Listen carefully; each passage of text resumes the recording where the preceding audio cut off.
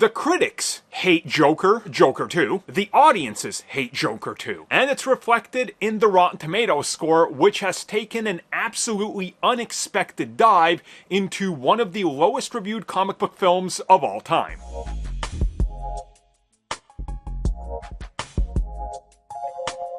I honestly didn't think this was going to happen, but here we are. So let's just cut straight to the chase and toss up the numbers. Okay, so if we look at this, close to 200 reviews, 36 on Rotten Tomatoes. This has now ended up becoming one of the worst reviewed comic book films of all time. It's going to be in that discussion.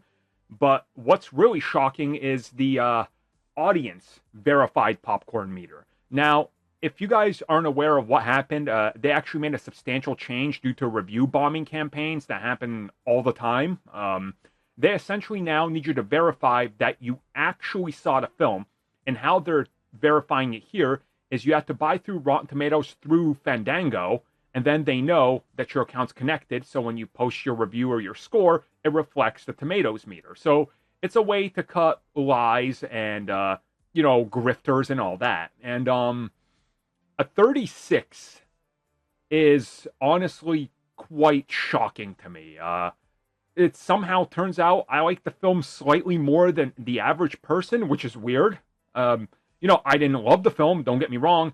I didn't just outright hate it. It's not as good as the first. And what it does to insult its fan base, it's kind of, I guess, reflected here in the score. Because if you go and read some of the reviews that some of these people are leaving behind, and you go look at some of their other reviews that they've left for other stuff, many of them have a level head. They're not just like, woke bad. 1%. It's telling that this thing is where it is. And it's going to be really, really interesting to see what the messaging is from WB, because there's no way they expected this. Between the box office and this review type of fall from grace in terms of the scores.